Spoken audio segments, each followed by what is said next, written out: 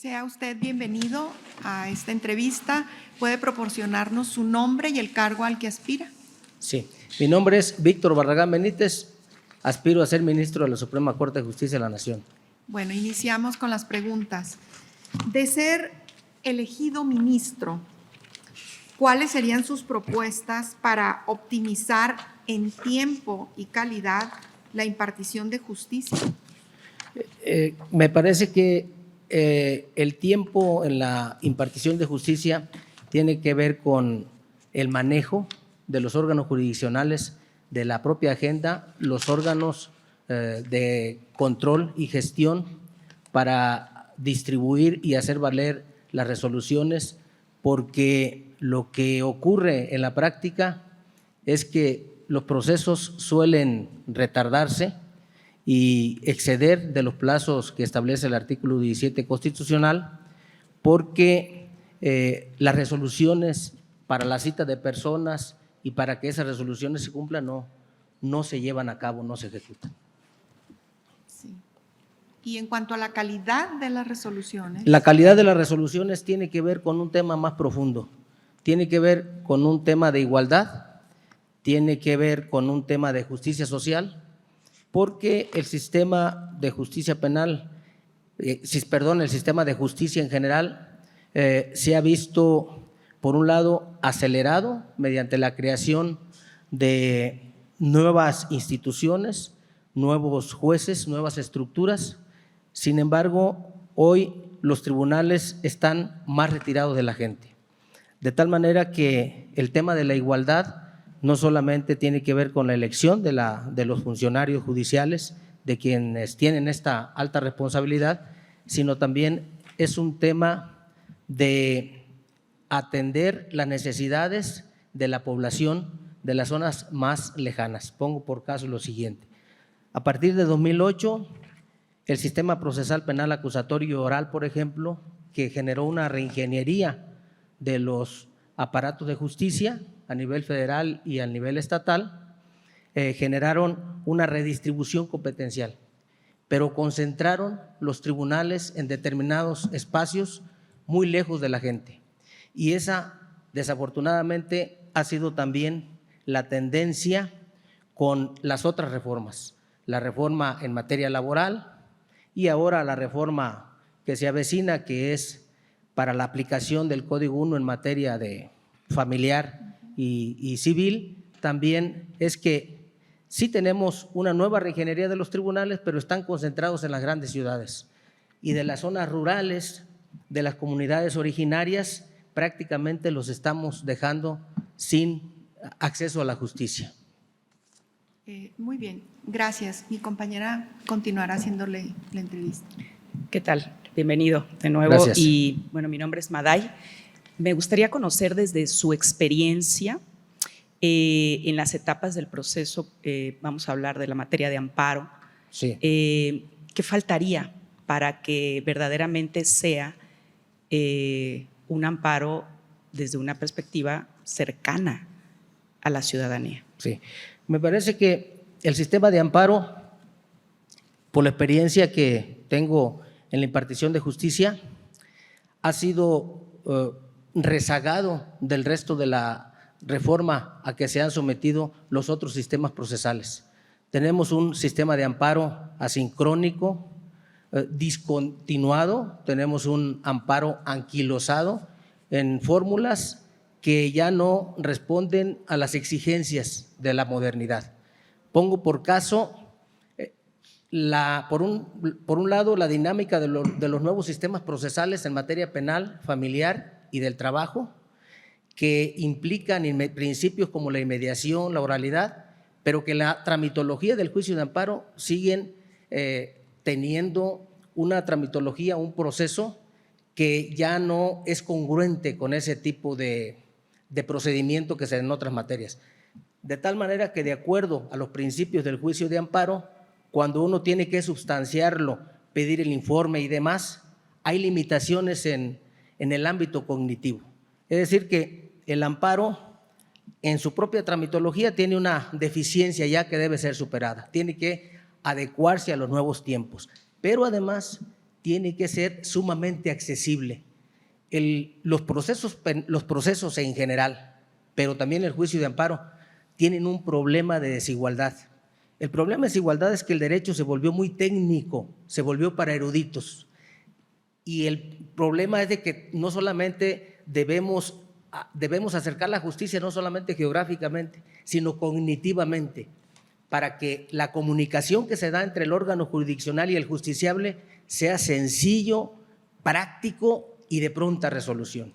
Y el juicio de amparo se ha enclaustrado en esos principios viejos del amparo para efectos, reposiciones por procedimientos. Eso le ha ocasionado al sistema de justicia un peregrinar, un calvario a los justiciables, porque tienen que promover hasta 2 o 3 veces el mismo caso sin solución.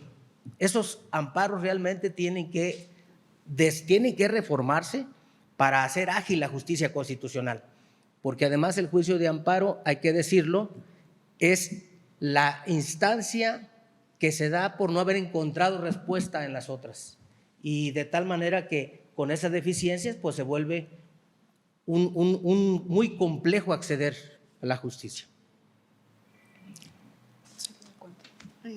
Sí, a mí me gustaría. Muy bien, Sí, adelante. sí. Licenciado Víctor, vemos que tiene una gran experiencia, tanto agraria como penal. En materia penal, quisiera preguntarle su punto de vista. México tiene más del 90% de los delitos son considerados cifra negra, no se denuncian, sí, o denunciados no se investigan. ¿Qué propone usted para cambiar eso, para dejar atrás estas cifras de impunidad?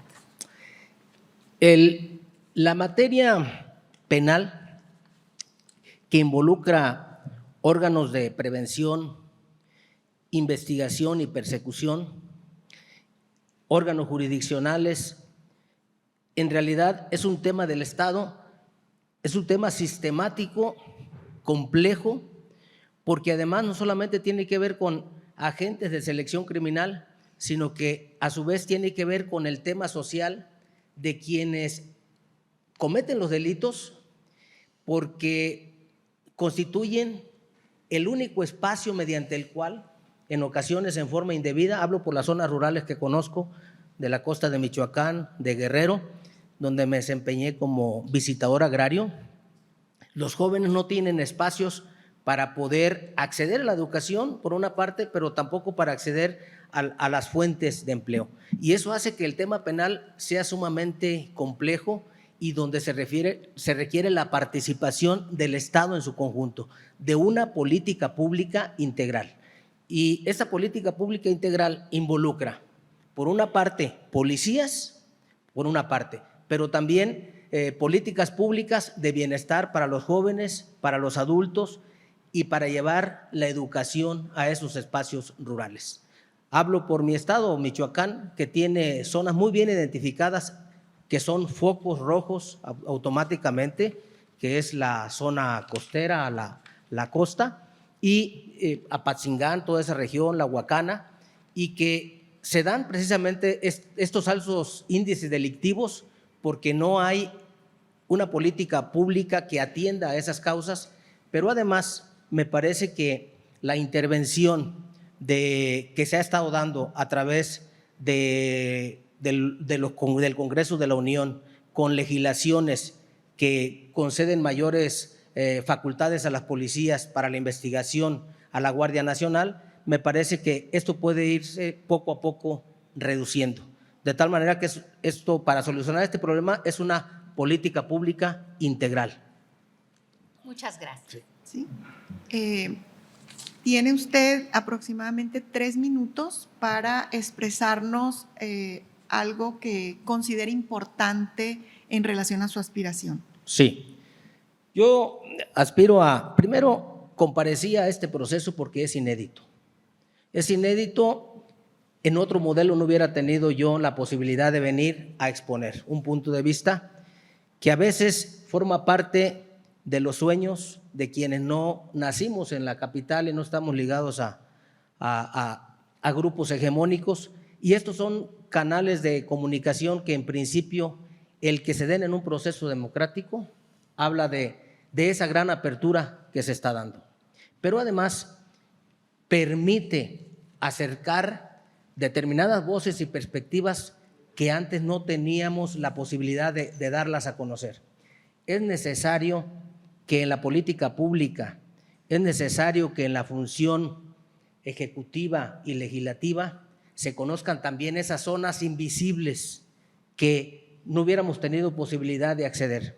El tema de la justicia, es cierto, en una parte es un tema cognitivo, es un tema de capacitación, de preparación, de academia. Hay que dominar esos conceptos, conocer los tratados internacionales, la Constitución, las legislaciones secundarias. Sí, esa es una parte, pero hay otra parte que es la sensibilidad, el estar en los contextos en los cuales se produce el fenómeno de la injusticia, porque eso es lo que te permite tener las visiones y reconstruir desde ahí. Esa reconstrucción que se da desde esos espacios de la sociedad, me parece que si se dan a conocer y se incluyen como visión. Le queda un minuto para cerrar. Si se incluyen en los temas de la política pública, pero sobre todo de la justicia, permitiremos que la justicia sea más accesible, sobre todo acercarla más a la gente territorialmente y cognitivamente. Muchas gracias. Muchas gracias. El comité se comunicará con usted a través del medio que ha sido como el correo, pues para informarle que sigue. Muchas gracias por sus respuestas. Gracias a ustedes.